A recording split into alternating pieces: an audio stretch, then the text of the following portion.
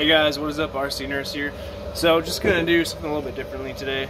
I don't normally do like first bash thoughts on, I haven't done them on my RC cars before, but I'm just super impressed with the Maxx version 2 that go ahead and, you know, give you guys my thoughts so far. So I've run 5 or 6 of these Z4S 5200 milliamp batteries through my Maxx. I've been 100% throttle for a lot of it to see how it takes the heat.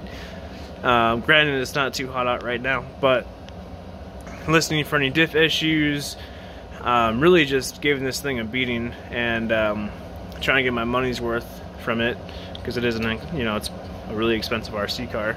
But honestly, guys, I'm super impressed. My brother has an X-Max, and I mean, he was impressed with the way this thing drives and how grounded it is with the wide stance and the longer chassis. It really does take a lot to flip this over, especially, you know, if you're just playing around in the yard. But it, you know, I think Traxxas really hit it out of the park with how they tuned their differentials and how they, you know, put this RC car together. I haven't, like I said before, I haven't run into any temperature issues whatsoever, and it's bone spanking stock in here, except for my adapter right here, so I can run my batteries without avoiding this warranty. We'll keep it like that, and honestly, guys, it's not a big deal. When I first started out, I thought, you know, I'm somehow losing power, or I'm somehow creating excess heat by using an adapter like this, but really it's not a big deal.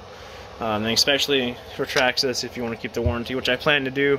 So, you know, I think for the next year, you know, just bashing this as hard as I can, I'm going to be using this adapter for it.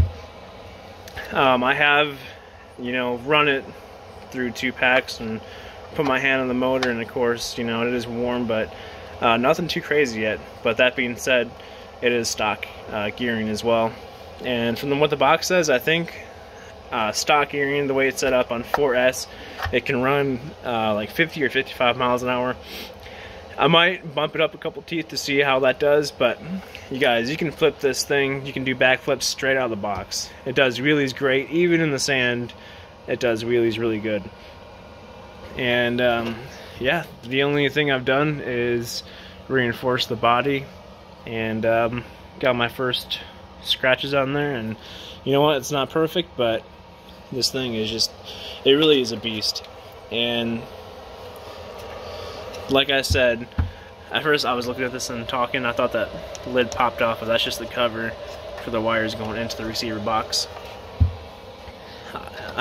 I ran my Big Rock this morning along with my Rustler, and I brought this out as well, and I have to say I had the most fun with this. I'm sure that's because it's a brand new car, but also it's 4S, it has the power. I haven't had to tune anything, and it just runs great. There's no ifs, ands, or buts about it.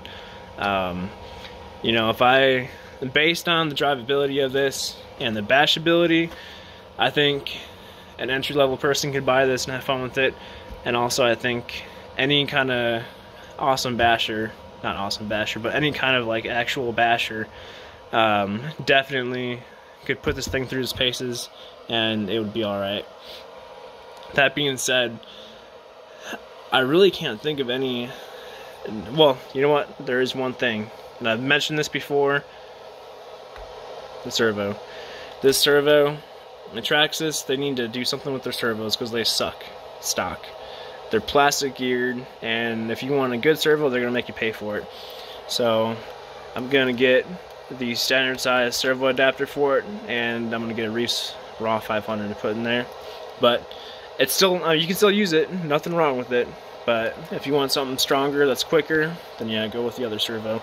I'm not sure what the BEC is on this. I think it might just be the standard 7.4 volts. But still, the Reef's Raw 500 will outperform this servo even at that voltage. But yeah, like I said, guys, you can see I got some good scratches in there. I've had a couple rocks get stuck in here. And then back on this side.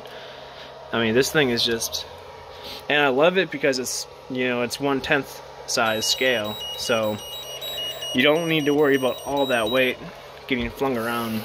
And that's another reason why I brought my rustler right here and my big rock this morning was, you know, if I want to take my outcast, this thing just takes up the whole trunk.